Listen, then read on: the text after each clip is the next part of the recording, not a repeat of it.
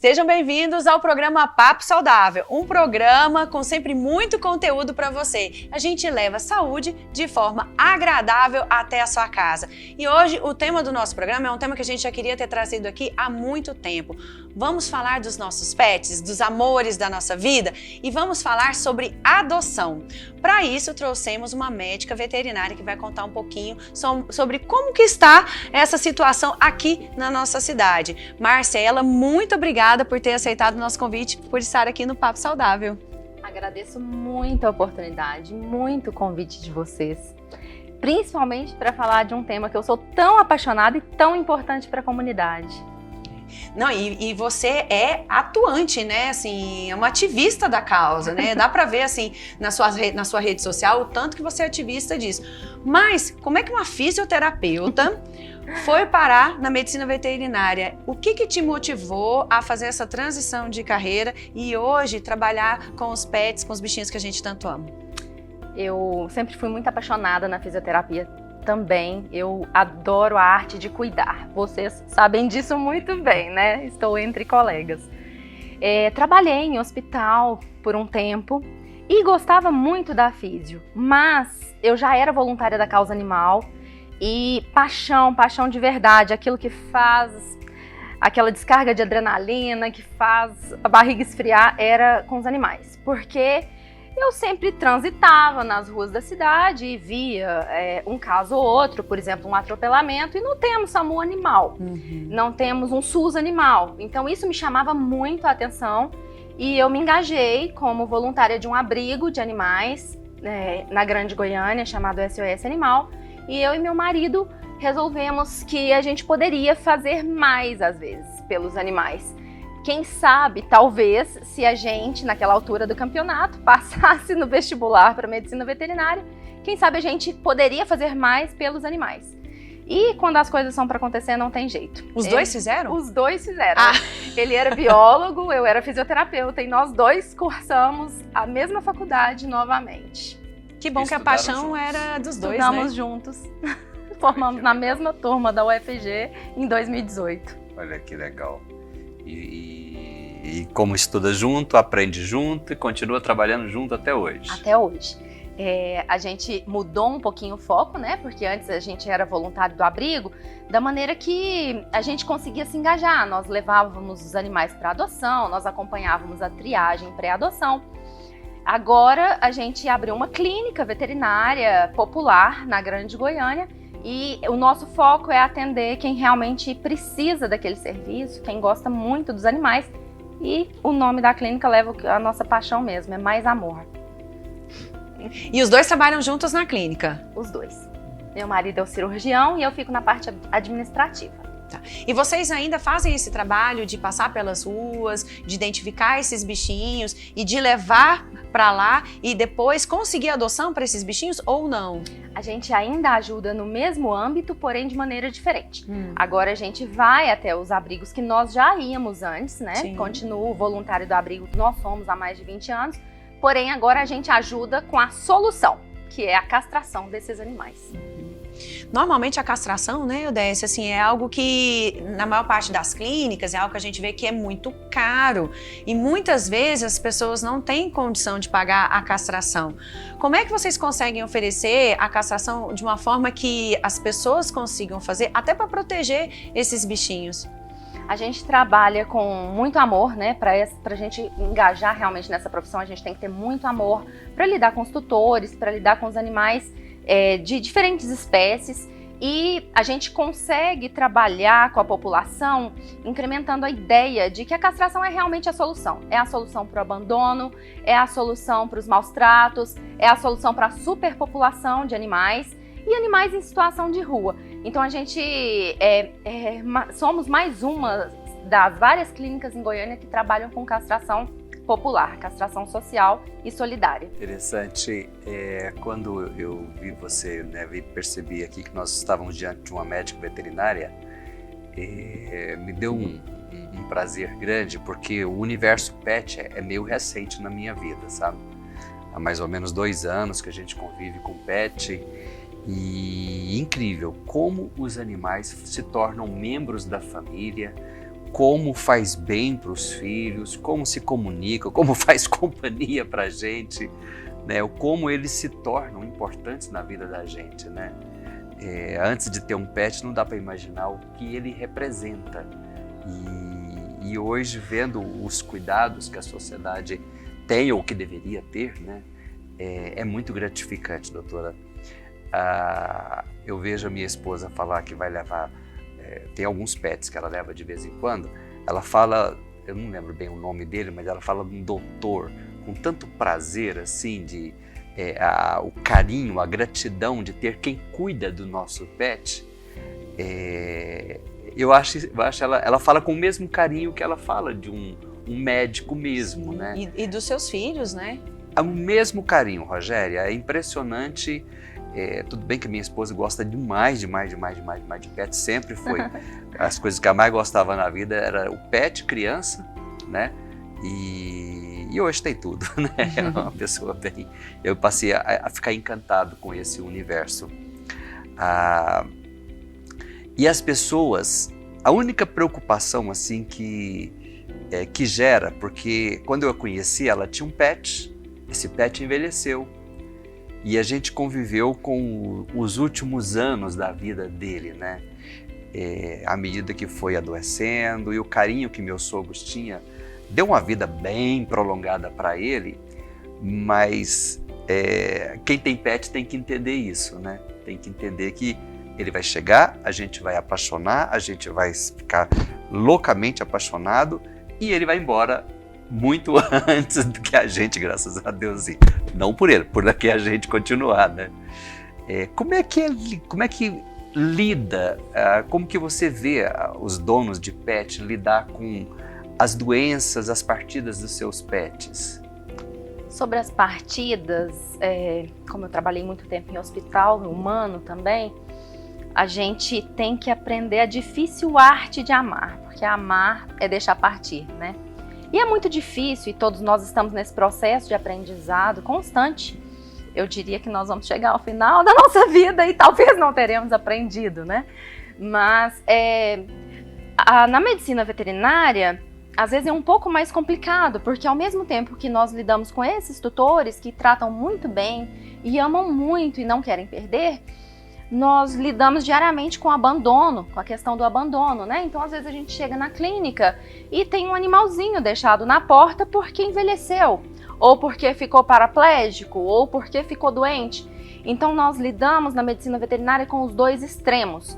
Isso eu diria que é o mais difícil, porque quando nós vemos tutores, como eu escuto a sua história e meu coração palpita de alegria, nós também vemos o outro lado, daquelas pessoas que ou não cuidam porque não acham interessante cuidar, não acham que é um ser que merece cuidados, ou aquelas pessoas que realmente não têm o poder aquisitivo para cuidar e teve toda a questão da pandemia que atrapalhou muito financeiramente alguns nichos, né, algumas populações, então isso também dificultou a ida até os veterinários, mas essa é a pior parte. Na medicina veterinária, a pior parte de se lidar são com a falta de cuidados. São os extremos, né? São os extremos. Esse dia você estava brava lá no seu Instagram porque deixaram 8 filhotinhos, né, na porta da sua clínica. Sim. Né? O que você acha que é mais difícil? É lidar hoje com esse medo de não poder cuidar e de não saber, de não ter como cuidar? Ou do preconceito mesmo que as pessoas têm, porque eu vejo que hoje a adoção, ela tem se tornado mais presente no nosso meio, enfim, as pessoas têm falado mais sobre adoção, têm procurado mais adotar pets em vez de comprar os pets, até para dar um lar novo para esses bichinhos que já estão aí, que tanto merecem, né, o nosso amor. Né, haja vista que são extremamente carinhosos. Mas hoje em dia, ainda é muito difícil a questão da adoção. Você acha que é pior o medo ou o preconceito das pessoas de adotarem? É mais difícil o preconceito, com certeza. porque a realidade, né, da compra, ela não é amplamente divulgada. Nós temos locais que fazem de maneira muito bem feita e nós temos uma grande porcentagem onde o que não é mostrado é muito difícil, a realidade. Então, o preconceito de adotar um animal SRD, que nós chamamos de sem raça definida, antigo vira-lata, é muito grande ainda. Mas as pessoas têm que se conscientizar cada vez mais que nós também somos vira-lata, nós não temos raça definida, a gente tá aí... Adorei isso, a gente é uma mistura louca, sou mistura, né? De alemão com italiano com brasileiro, meus avós eram alemães, os outros italianos, então eu também sou sem raça definida. A gente tem que lembrar um pouquinho mais disso e parar com preconceito. Mas você sabe que eu tenho pet também em casa, né, ela chama Pandora, e eu sou uma apaixonada por pets desde pequena, então eu pegava gato doente na rua, levava pra casa, e minha mãe queria morrer, entendeu? Meu pai sempre acabava cedendo e me dava um pet. Só que a gente tem essa inocência, né, de escolher a raça do pet. E a Pandora foi uma raça que foi escolhida, ela é um bulldog francês, porque eu tenho só homens em casa, eu não tenho uma filha. Então é um cachorro que tem uma carinha mais masculinizada. Só que depois que quando você vai comprar, você só vê o lado bom, né? Mas depois você vê o outro lado que a gente não sabe. Então como esses animais, eles são produzidos, né? E a questão de ser uma raça... cada vez procurarem uma raça mais pura, o tanto que traz de desconforto para esse animal, na questão de doenças, e dói a gente ver o pet da gente sofrer com isso. A minha, por exemplo, teve um problema de coluna na pandemia, e ela ficou sem andar 2 dias, então é muito sofrido pra gente ver isso. E talvez se não tivesse a procura por esse animal, né, de raça, talvez a gente não tivesse que lidar com esse tipo de situação. E hoje, né, tendo uma visão diferente, talvez eu não tivesse esse animal, talvez tivesse procurado um animal para adoção. O Marcelo, meu marido, ele fala assim, ó, próxima vez nós vamos pegar um vira-lata vulgo SRD. Um SRD, porque é um animal mais resistente, é um animal que demora mais para adoecer, não é mesmo? E é um animal que precisa de um lar. E hoje o que a gente queria de você é deixar essa consciência, essa percepção para quem está em casa, da importância que é a gente adotar um pet, adotar, por exemplo, um gato. Existe ainda muito preconceito e muita diferença entre a adoção do gato e do cachorro, não é mesmo? Fala um pouquinho disso pra gente. Ainda tem essa diferença? As pessoas ainda preferem cachorros e normalmente animais pequenos que acabaram de nascer, né, em detrimento de um animal maior ou de um gato? A procura pela adoção de felinos, ela está subindo. Não tanto quanto a gente gostaria, mas ela realmente está subindo. Hoje em dia a gente já vê tutores de felinos muito mais presentes em consultório do que antigamente. O amor que nós temos, nós seres humanos, enquanto seres humanos temos pelos pets, ele é igual por um animal de raça ou por um SRD, porque eles são todos maravilhosos, né? Um animal é um ser extremamente cativante e ensina muito pra gente. O que a gente precisa só reforçar é que a situação em Goiânia de animais em situação de rua está catastrófica. São muitos animais e não tem abrigo para todos. Dentro de abrigos, há a possibilidade de zoonoses, há a possibilidade de doenças infecto-contagiosas e há sempre carência de recursos humanos e recursos financeiros. Então, essa realidade sendo amplamente divulgada com eventos de adoções, com voluntários, né? Quem está assistindo o programa e quer se voluntariar na causa animal, você não pode ter um pet em casa, você trabalha o dia todo, só vai em casa à noite, não tem como cuidar, você pode ser voluntário de um dos vários abrigos confiáveis em Goiânia. Então, essa realidade é que a gente tem que mudar e modificar aos poucos. Mesmo quem não pode ter um pet em casa, pode apadrinhar a castração de um animal em situação de rua. Hoje, o que a gente faz muito é chamado de CED, CED, castrar, esterilizar e devolver. São aquelas pessoas que veem muitos animais na rua, principalmente felinos, que moram lá, residem lá, encontram alimento ali próximo e eles necessitam ser castrados para que não haja todo dia na porta do estabelecimento uma ninhada de 10 novos felinos para morrer de frio, de fome, de sede e doenças. Há também uma grande preocupação, e nós que estamos no meio médico sabemos disso, do controle de zoonoses. Sim. Animais em situação de rua, eles são mais propensos a desenvolver as questões zoonóticas do que os animais que residem conosco. Então, toda essa preocupação, que é a saúde do coletivo, que envolve toda a medicina humana e a medicina veterinária, é isso que nós temos que falar mais, discutir mais, porque atinge toda a sociedade e eleva a condição sanitária do ser humano e dos animais. E como é que a gente pode fazer, por exemplo, nós andamos muito na rua e você vê um animal em situação precária, um animal de rua mesmo, né? É seguro? A gente pode pegar esse animal? Como é que a gente pode fazer com relação a isso? Temos que primeiro pensar bastante em qual é a forma de ajudar. Adorei a sua história sobre os gatinhos que você levava para casa. É um pouco perigoso alguém que não tem o manejo necessário para lidar com felinos, principalmente felinos ferais. É um pouco perigoso que essas pessoas já comecem direto um trabalho de sede. Elas podem começar conhecendo o trabalho, apadrinhando uma castração. Hoje em dia, em Goiânia, em várias partes de Goiânia, a gente consegue a castração de um felino em várias clínicas veterinárias por aproximadamente R$130. E é fácil se informar sobre essas clínicas que a gente pode apadrinhar um bichinho? É fácil. Tem várias ONGs em Goiânia que divulgam seus trabalhos em redes sociais. Ótimo. Várias ONGs confiáveis. E lá eles falam: pode ter um animalzinho em casa? Dê lar temporário. Pode ter permanentemente? Adote. Não pode? Apadrinhe uma castração. Apadrinhe um animal que vai ser castrado e devolvido para a rua, ou castrado e adotado, se esse for o perfil dele. Ai, bom demais. E lá na sua clínica, vocês fazem essa questão do apadrinhamento ou não? Vocês fazem a castração, igual você disse, dos animais e devolvem para a pessoa?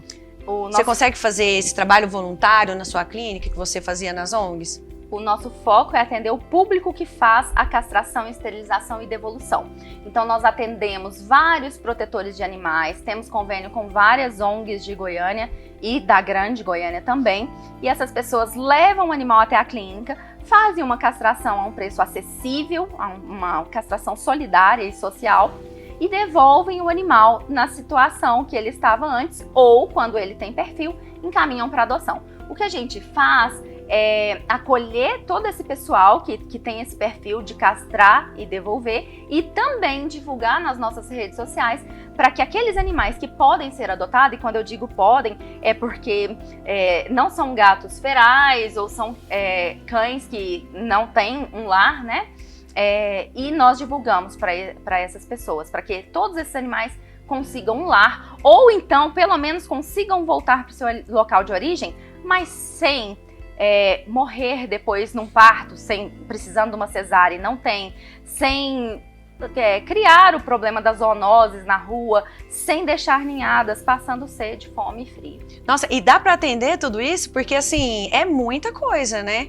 E assim, a gente sabe que a ajuda das pessoas realmente ela é muito pequena. Esses 8 filhotinhos que ficaram lá na clínica, já conseguiu para eles um lar? Nós castramos eles e eles estão todos disponíveis no abrigo SOS Animal. Então, olha, gente... E pode castrar filhotinho?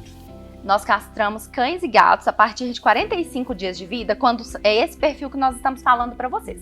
Quando são animais que vão para adoção ou que tem qualquer motivo de urgência na castração. Quando eles não têm motivo de urgência, quando tem um tutor definido, a gente orienta que finalize o protocolo vacinal, que é ali por volta dos 4 meses, e aí sim faça a castração.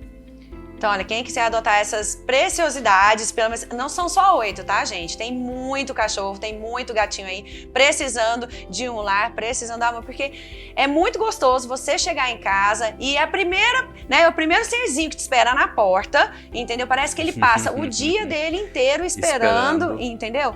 Pra fazer uma graça pra aquela pessoa que ele escolhe, porque o cachorro ou o gato, eles escolhem, né, um dono. Gostam de todo mundo, mas tem uma pessoa que para eles é especial. Ou é lenda? Não, são eles que nos adotam mesmo. A gente acha que adota eles, mas são eles que nos adotam. E você tem bichinho em casa? Tenho. Tenho 3 gatos e 2 cadelas. Lá em casa é um asilo. É todo mundo idoso. Uma cadela de 15, outra de 13 e os gatinhos. Você sabe, Rogéria, falando isso de escolher, né? A nossa pet, a Gigi, ela me ganhou porque por mais que minha esposa e as crianças dêem muito, muito, muito carinho para ela, eu dou comida. E por alguma, eu não resisto. Ela tem aquela cara de pidona, né? Eu não resisto. E é incrível. Toda vez que eu chego, né, ela tá lá na porta me esperando. Quando eu vou dormir, é do meu lado que ela dorme. Lá em casa a gente dorme no estilo Crudes, sabe? Os 2 filhos, a esposa, a gente dorme tudo junto. E é do meu lado que ela dorme. A Se eu Gigi não tô te naquela adotou. cama, ela me adotou, nitidamente. E aí ganha a gente, né? Porque é tanto carinho que ela demonstra, tanto amor, que por mais que eu que nunca sonhei com um pet, você se rende. Hoje eu adoro o pet. É muito importante, principalmente quem tem filhos pequenos, né? Ter um pet, ter ajuda muito na formação e na criação dessas crianças, né? Eu me rendi, morro de amor pela Gigi. E até aprender a lidar também com esse amor que é intenso, né? E também com a separação quando eles vão embora, né? Quando eles morrem, né? Aqui em Goiânia, você acha que nós estamos fazendo a diferença na vida desses animais? Ou qual a dica, o que você acha que pode melhorar? Eu acho que Goiânia tem muito a crescer ainda nessa área. Eu tenho o prazer de trabalhar com várias organizações não governamentais muito sérias, há muitos anos, que estão em Goiânia trabalhando há muitos anos, mas o que eu acho que falta é um pouco mais de engajamento da sociedade. Tem muita gente que ama muito e não sabe por onde começar. Se você é uma dessas pessoas, eu te convido a conhecer as ONGs de Goiânia, para que você se ache, se encontre, possa saber por onde começar para fazer algo por essas vidas que são tão importantes, que nos ensinam tanto. Muitas vezes a gente adota achando que nós estamos fazendo algo por eles, que nós estamos resgatando e cuidando, mas quem tem pet sabe que muitas vezes são eles que fazem por nós. O resgate é nosso, né? E as ONGs também, né? Tá sempre divulgando, procurando, né? Por exemplo, a televisão, a gente tem esse veículo aqui, que é de vocês pra gente estar divulgando, entendeu? Trabalho, Instagram, YouTube. Então, as redes sociais hoje são ferramentas que a gente pode estar utilizando, né? Para dar um lar para esses bichinhos. Você estava falando de morte, e como eu tenho pet desde sempre, né? A minha última, eu fiquei de luto durante alguns anos até ter a Pandora. Eu tinha a Teca, e aí quando a Teca faleceu, eu estava grávida do meu primeiro filho, do João Pedro. E aí quando eu quis ter, estava preparada para ter um novo filho, vamos dizer assim, né? Aí meu marido falou assim para mim assim, mas não é possível, você não cansou de sofrer não, quase morreu. Minha mãe ficou com medo de eu dar à luz por conta da perda da Teca, né? E você quer passar por esse sofrimento todo de novo? Aí eu virei para ele e falei assim, sabe bem, eu prefiro 1000 vezes passar por esse sofrimento de novo, mas ter todo aquele amor, todo aquele carinho que esse animal, né, traz, essa alegria que ele traz na minha vida, do que nunca ter passado por isso. Então, quem nunca passou pelo amor de um bichinho, vale a pena você experimentar. É um amor genuíno, é um amor verdadeiro, e é óbvio que nós vamos perdê-los, mas eles ficam marcados na nossa vida. E curiosamente, ontem eu abri uma agenda, tava a foto da Teca lá, quase morri do coração. Aí eu falei assim, gente, amanhã nós vamos estar com a Marcela. Então, assim, esse amor genuíno vale muito a pena.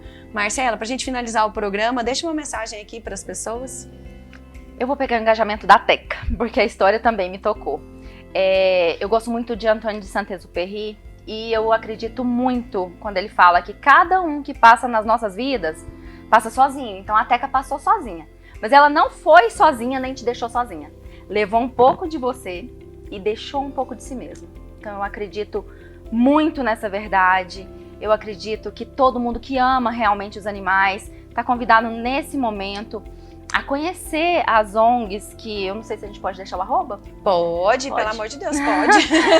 ONGs muito confiáveis em Goiânia, que vocês podem saber como se engajar, como ser voluntário, como apadrinhar. Grupo Miau Au Au, SOS Animal, Vida Lata, Projeto Tampatas, Projeto Castração. São pessoas super confiáveis, além do Projeto Viva Gato também, que vocês podem se engajar de alguma forma. Quer dar banho para levar para adoção, para chegar bonitinho, para ter uma chance melhor de ser adotado? é um voluntariado. Quer apadrinhar uma castração? É um voluntariado. Existem 1001 formas. Eu tenho certeza que a sua tá guardada. E todos estão no Instagram, viu, gente? Então, se você colocar lá, por exemplo, Vida Lata, tá lá. SOS Animal, tá lá também. Então, entre no direct, né, das ONGs, converse como que você pode fazer esse trabalho maravilhoso. E dá um lar para um bichinho que eu tenho certeza que ele vai retribuir de uma forma que você nem imagina. Marcela, muito obrigada pela sua presença aqui, que foi tão enriquecedora, viu? Obrigada, viu? Me fez lembrar da Teca desde ontem, oh meu Deus do céu. Muito obrigado, Marcela. Muito obrigada pela oportunidade. É muito importante pra gente falar sobre esse assunto e foi maravilhoso o tema. É muito importante para todos nós, realmente, viu? Obrigada. Obrigada a você. E fiquem com a gente, não saiam daí que daqui a pouco tem muito mais.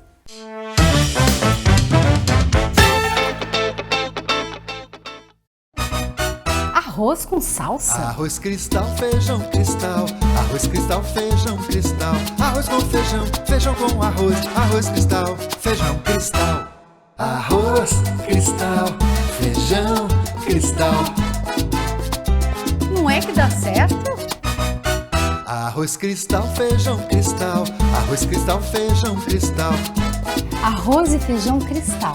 Pureza em forma de grãos.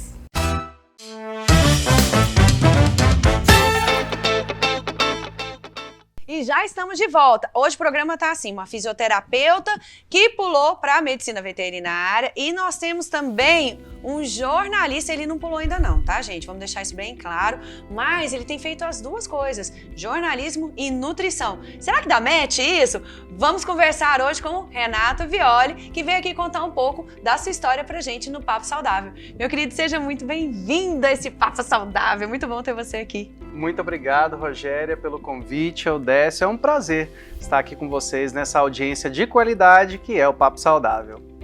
Nossa, gente, agora vocês vão ver, vai ser um programa apresentado, né, estrelado por um jornalista, viu? Vocês dão desconto pra gente, porque o menino é fera, ele trabalha com isso há 10 anos. Mas nós vamos deixar que ele vai contar a própria história.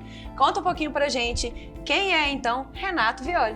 Renato Violi é um menino sonhador, uma pessoa que sempre quis trabalhar na comunicação e encontrou, no começo, lá em 2003, uma brecha para entrar no rádio. Então a minha história, meu fascínio com a comunicação começou no rádio e foi como locutor, anunciando a hora certa, e logo em seguida eu consegui outros espaços maiores, vim do interior para a capital, e aí onde eu realmente consegui, né, ingressar no jornalismo, como fazer locutor. A faculdade, foi como locutor. Foi uma experiência incrível, né? Na época eu trabalhava como estagiário numa rádio que era comercial, uma rádio AM, é a difusora. Eu tenho orgulho de falar isso porque eu vim de uma época em que nós vivenciamos toda a transição, né? Antes usavam-se discos, passou para CD, fita, então eu peguei todo esse embaraçado aí até chegar no computador, nesses softwares incríveis que a gente usa para fazer a magia do rádio acontecer. Vai me dizer que você tinha Walkman também. Ah, eu tinha Walkman, eu tinha Discman, quem não conseguiu usar, né? E você já rodou muita fita cassete na caneta Bic? Nossa, demais! Principalmente quando ligavam na rádio, precisavam de ouvir uma música e não tinha, às vezes, no CD, né? Que era a inovação no momento. E aí a gente tinha que ficar rebobinando ali bem rapidinho, porque enquanto o aparelho estava tocando um tipo de conteúdo, a gente estava ali mexendo no outro. Olha, é bem interessante, né? E assim, o fascínio pela comunicação foi o que me trouxe de fato para Goiânia, que foi onde eu comecei a fazer a faculdade de jornalismo lá na Alfa. Foi onde eu me formei, né, com muito esforço, uma história realmente incrível, porque um garotinho de interior que sonhava com uma comunicação diferente, encontrou aqui na capital um espacinho pequeno para alcançar grandes voos, né? Cheio de gente falando assim, vai não, meu filho, esse negócio vai dar certo, Nossa. não, fica por aqui mesmo. A família, num primeiro momento, falou assim, isso é coisa pra gente que tem dinheiro. Eu falei assim, eu não tenho dinheiro, mas eu quero estar entre eles. E eu fui acreditando nos meus sonhos e buscando as oportunidades, né? Seja com coordenação, com professores, e aos poucos as coisas foram acontecendo. Até que veio o primeiro estágio, né? Ingressei de fato em televisão, aqui na TV Capital. Então, sua primeira vez, vamos dizer Primeira vez no vídeo como repórter foi aqui na TV Capital. Muito Ei, bacana. TV Olha que Capital, legal. olha aí! Um furo na TV Capital. É, isso aí, tem história.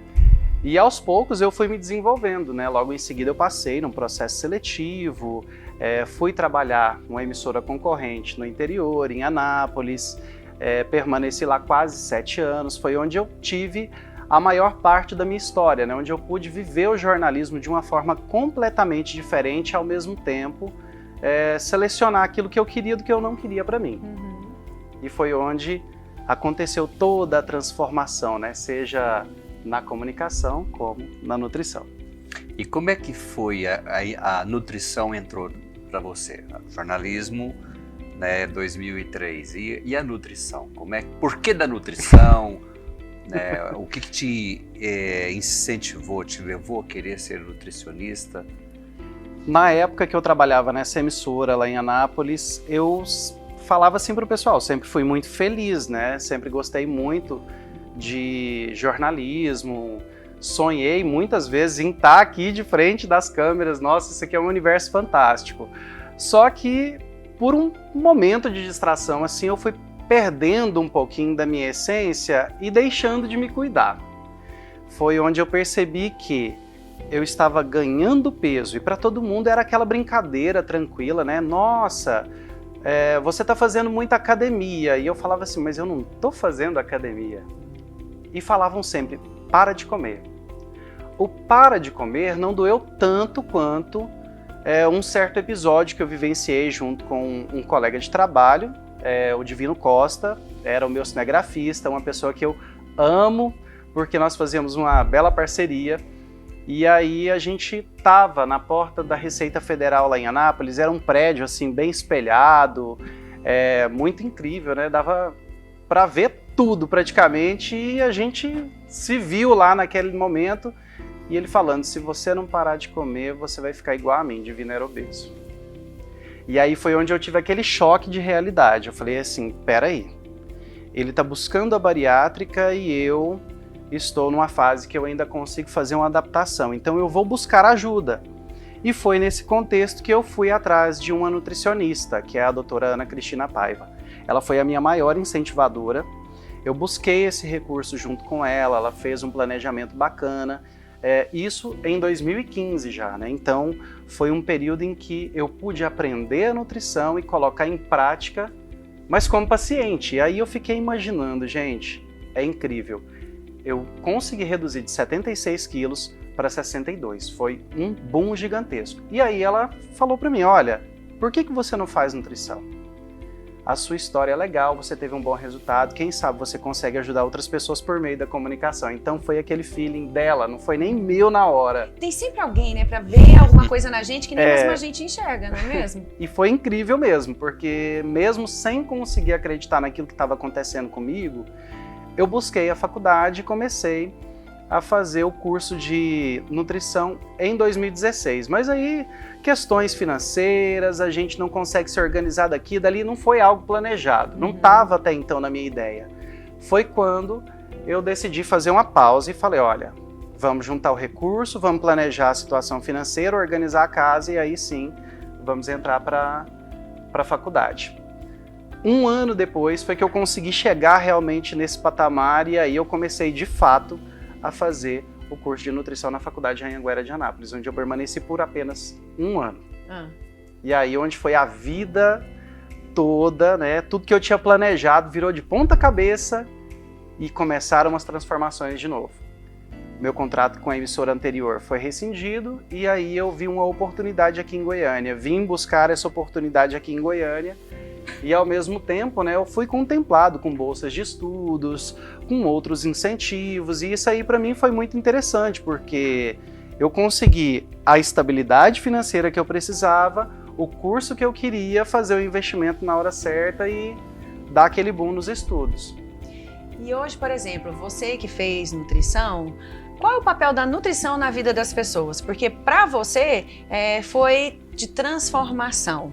E você acha que a nutrição tem esse poder hoje na vida das pessoas de transformação?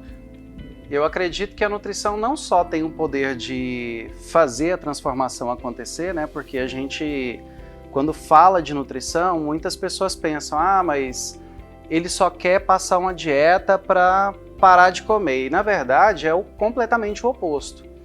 A nossa intenção, por meio dessa profissão, é reeducar as pessoas para que elas possam se alimentar melhor, ter uma absorção de nutrientes melhor, e com isso a gente consegue não só fazer uma transformação no aspecto visual, mas também na longevidade, que é o que a gente mais prima. Né? Sim, fazer com que isso elas é muito importante. ganhem saúde. E a reeducação alimentar para trazer longevidade, bem-estar, isso é algo que a gente prioriza muito aqui no Papo Saudável. E não só a população, por exemplo, a gente vê isso muito na população americana, a questão da obesidade, o tanto que isso é uma questão de saúde pública, mas aqui no Brasil também já é considerado como uma questão de saúde pública. A nossa população, ela é obesa e a gente tem que tomar cuidado com isso, até para a gente ter mais vida, até para a gente ter mais longevidade. Então é muito importante você falar sobre esse assunto aqui para as pessoas.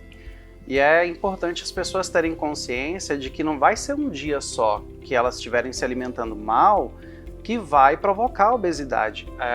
Vários estudos já foram feitos, né?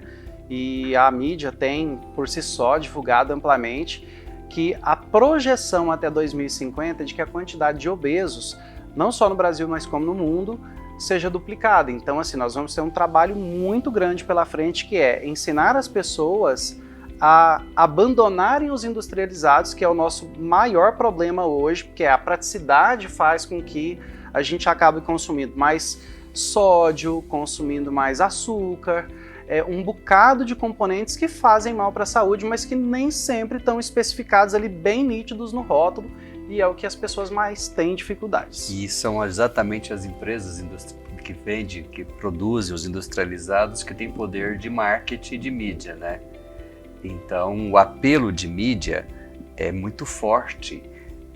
As crianças, elas crescem sonhando em comer sanduíches, sonhando em comer alimentos.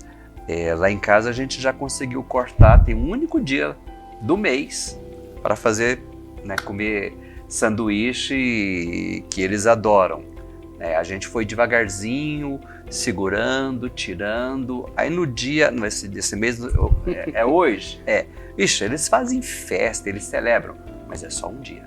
Mas não é errado fazer o sanduíche e tudo mais. Depende muito do contexto onde ele é fabricado. Se você tem o hábito de pedir da lanchonete, claro que ali vai vir carregado, porque eles fazem um processo verdadeiramente industrial, então tem toda uma carga de um produto para o outro, né?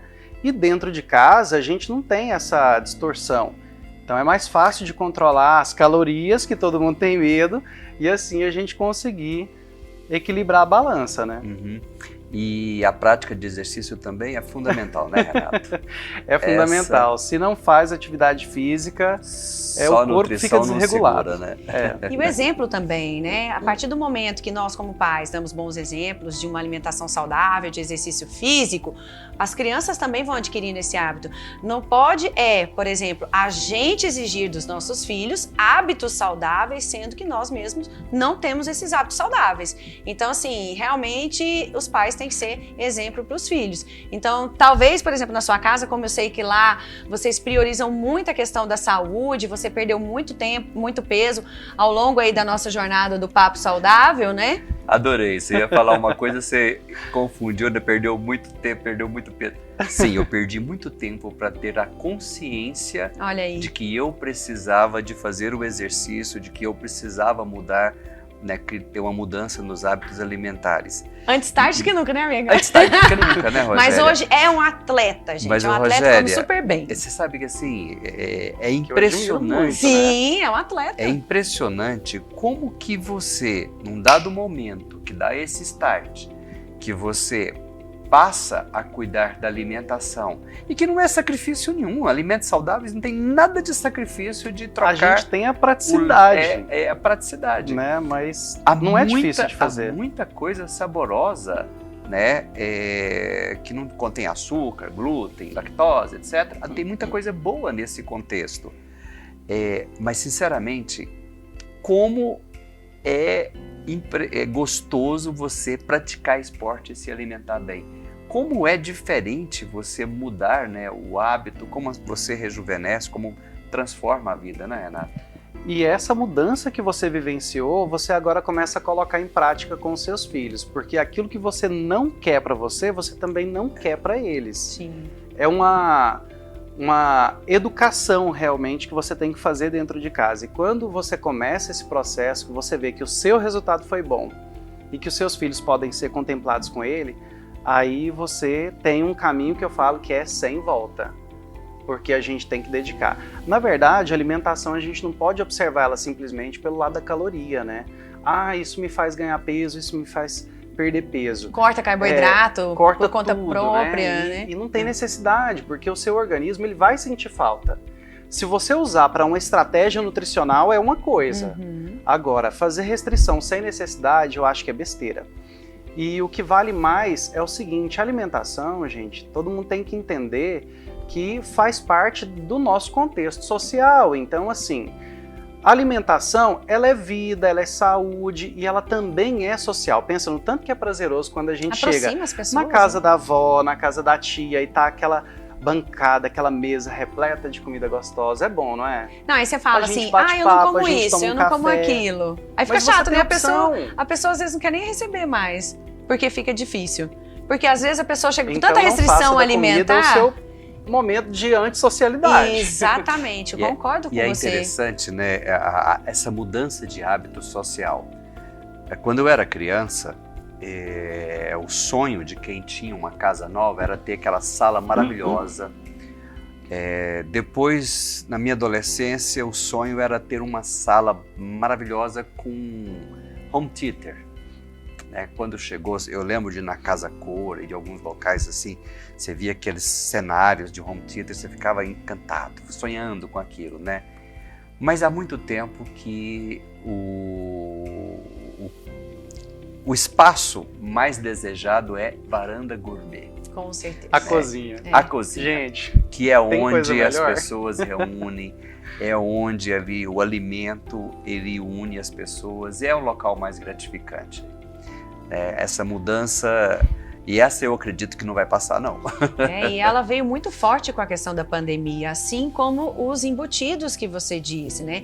E com essa questão da gente ter que estocar comida em casa e sair menos para comprar comida, o embutido também ganhou força, o industrializado ganhou força. Então, são alimentos que vêm aumentando a pressão arterial das pessoas, entendeu? Tem deixado essas pessoas com ganho de peso. Então, não só na vascular, mas na cardiologia e na endocrinologia, nós temos tido muitos pacientes que têm vindo com problemas de saúde, né, advindos dessa época que a gente acabou de vivenciar. E que a gente tem que chamar a atenção para o fato, e que vocês têm que voltar a fazer o seu check-ups cardiológicos, endocrinológicos, vasculares, para que você não tenha uma surpresa do ponto de vista ruim, porque doenças como o acidente vascular cerebral, ou seja, você pode evitar. Então, é muito mais caro para os planos de saúde, muito mais caro para você que está em casa, você ser sequelado, né, do que você cuidar da sua saúde. Então, assim, cuide da saúde, porque além do ganho que você vai ter em longevidade, não é mesmo? Você vai ter um ganho aí também na questão do custo mesmo, né? E aqui nós temos 3 profissões que são super interessantes. Eu forneço alimento, mas eu preciso de uma boa mastigação e eu preciso de uma boa circulação.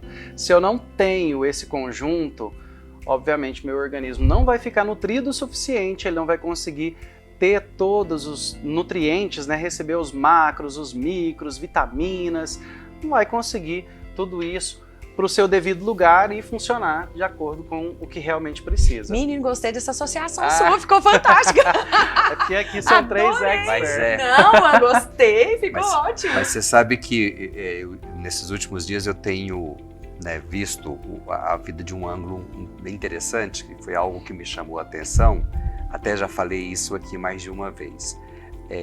Existem alguns fatores que são fundamentais para ter uma qualidade de vida, né? Goste você ou não, isso precisa ser feito. O primeiro deles é a respiração nasal. A respiração nasal, ela traz oxigênio, é ela que mantém a temperatura, mantém você longe de rinite, de sinusite e lá na frente de alguns outros transtornos ainda bem maiores. É ela que leva um oxigênio com eficiência para o sangue, que vai participar da circulação, que vai alimentar as células, né? Favorece muito a segunda opção, que é a qualidade do sono. Qualidade do sono é fundamental. Só tem vida com qualidade de vida longa quem consegue dormir bem, que consegue repousar bem, tá? E aí tem as coisas que nós escolhemos, né? Escolhemos o que alimentamos, escolhemos o que gostamos de fazer, o que nós queremos, né? E uma escolha que todo mundo deveria ter, né? Paga preço alto quem não tem, que é a atividade física, né? Quando criança e jovem, nós temos aí condições de sobra, saúde de sobra, mas com alimentação errada e estados mais sedentários, a gente vai começando a ter complicação de saúde, né? Agora você falou, Eudécio, da questão do esporte, da saúde. O Renato, ele esteve num seminário internacional, né, de nutrição esportiva. Como é que foi isso? Foi uma participação incrível, né? Realmente me abriu portas para o conhecimento e trouxe muita novidade para o atendimento clínico, que é foi o que eu realizo. Goiânia? Foi aqui em Goiânia. É uma experiência que trouxe profissionais renomados, nutricionistas, médicos, de todos os cantos do país. Foram mais de 350 pessoas participando. E ali, né, além de fazer a social, a gente participou de palestras.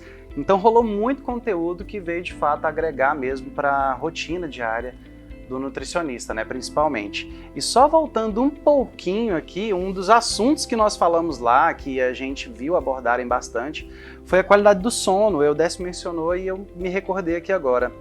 Não adianta buscar uma qualidade de vida se você não deixa o seu corpo repousar. Então é preciso ter hora para estudar, hora para trabalhar, para praticar atividade física, para se alimentar e principalmente para descansar. O mínimo mesmo, 8 horas de sono por dia. O corpo precisa disso. E fora falar que quando a gente está em repouso, o organismo continua trabalhando normal. Que fique bem claro que, né, toda regra tem exceção, porque eu conheço uma amiga e se falar para ela dormir 8 horas, ela vai infartar. Não dou conta não, gente.